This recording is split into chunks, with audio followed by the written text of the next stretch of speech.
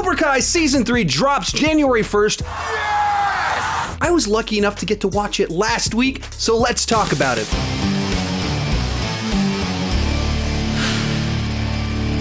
So I grew up watching all 4 of the original Karate Kid movies. I even had Karate Kid Part 3 and the next Karate Kid on loop in my household. So when they first announced Cobra Kai, I was as skeptical as anyone, and I just saw it as a bad idea that was very likely to tarnish the reputation of the franchise. But I was curious, so I checked it out day one that it dropped on YouTube Red, basically ironically. But then I ended up liking it, and more importantly, my wife actually liked it too, so we signed up for YouTube Red and just binged the entire season, and we have been big fans ever since.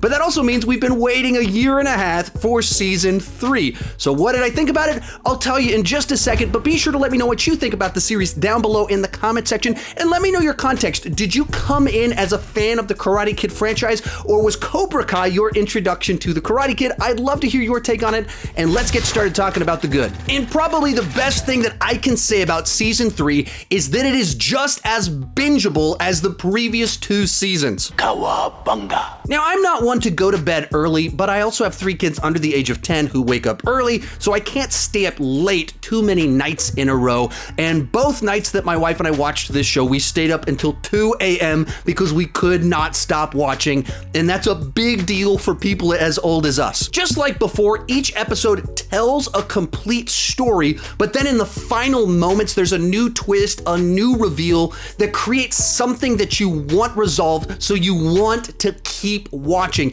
In particular, with the first 5 episodes, my wife and I were planning to go to bed at 12:30, and then it kept teasing something at the very end that we just had to watch. When it comes to the story, right off the bat, I appreciated that this season feels the weight of what happened in the previous season's finale. Whether it's individuals and having legal, medical problems, Daniel and Johnny processing their responsibility for these teenagers that they were trying to mentor and lead, or even as the community as a whole, it rocks the community what happened in that episode, and it felt right to me. Another thing I enjoyed about this season is that it seemed to have a lot more focus. You stay focused. And it knew where it was headed. One of my frustrations with Season 2 is that it seemed like they lost their focus a little bit by turning the Cobra Kai kids bad and the Miyagi-Do kids good. We didn't really know who we were rooting for or what we wanted to happen by the end of the season. There was just a lot of conflict and intrigue with characters, but no clear direction.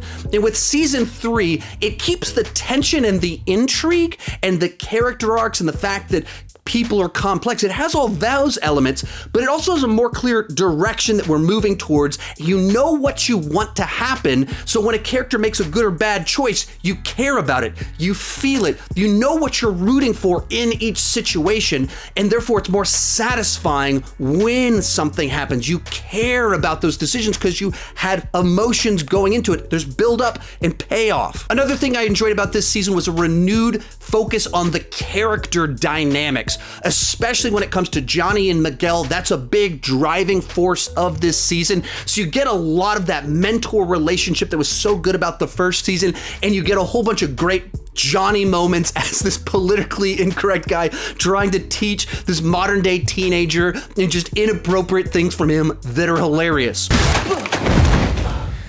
It's all right, you felt like a champ. Even some of the more annoying characters get developed quite a bit this season. In particular, Dimitri, this is by far his best season, where his personality hasn't totally changed. They've just evolved it enough that he's not full-blown annoying.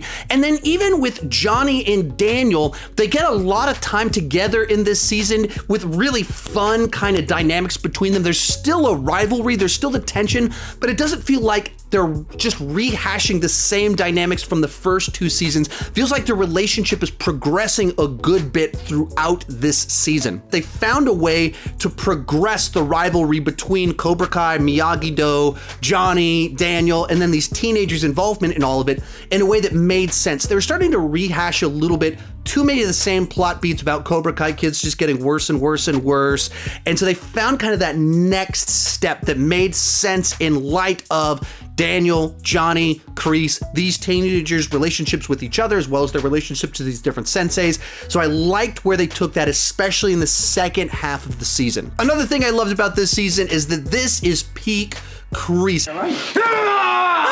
As someone that grew up watching the original trilogy, this is the time where we really dive into him the most and understand him. Spends a lot of time on his backstory and understanding what happened to him to break him, to turn him into this monster.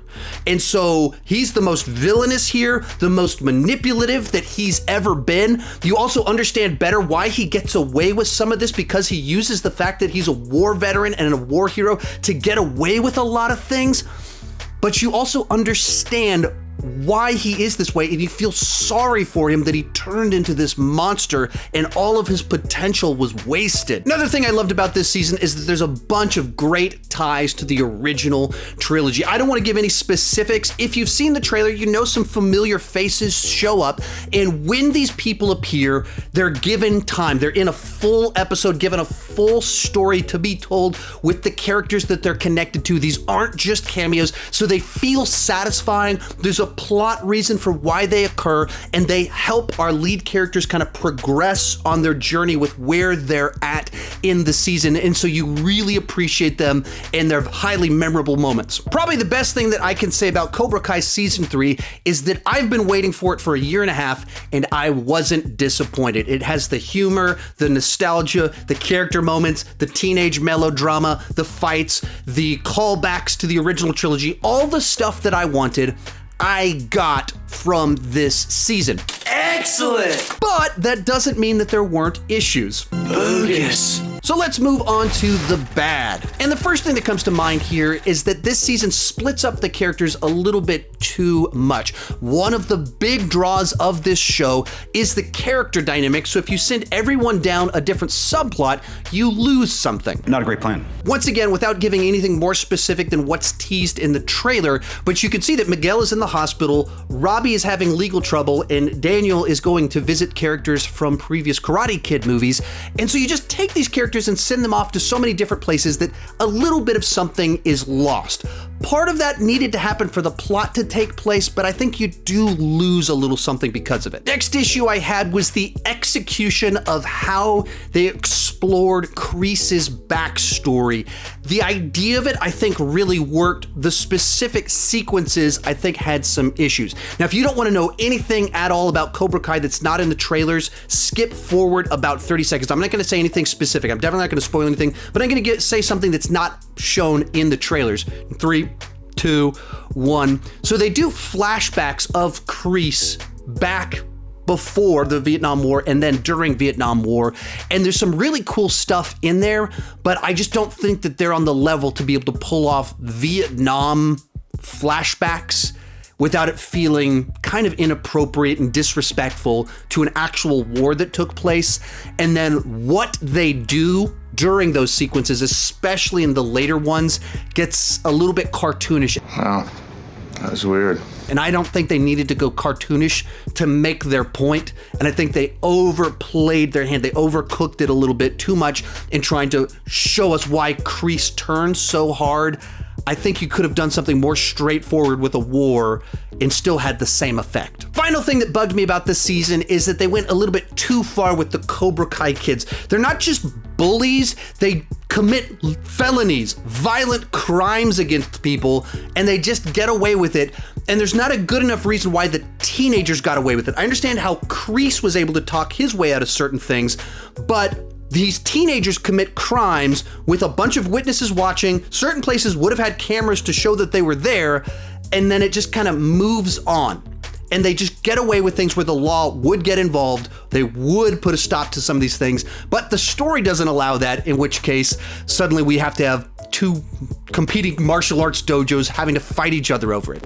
Real quick before I give you my final thoughts on this one, be sure to let me know what you think about Cobra Kai down below in the comment section. And remember to give me that context. Did you start with the Karate Kid movies or did you start with Cobra Kai? I'd love to hear your take on it. Also, I've ranked the Karate Kid movies before, and I've done a video about Cobra Kai season 1 and 2. You can check both of those out right up here. And once the season debuts, I do plan on doing a couple of Cobra Kai rankings. That'll be next week.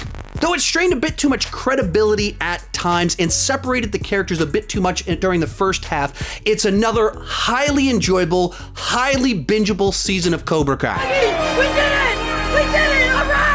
It doubles down on the cliffhangers, the teenage drama, the fights, the comedy, the Karate Kid references. I got what I wanted out of this season, and it did not disappoint me. Overall, I'd give this season a B+, and it is definitely worth checking out if you're a fan of Cobra Kai. If you want to see the rest of my Karate Kid and Cobra Kai content, check them out right over here. Thank you so much for watching, and keep talking movies and TV too much.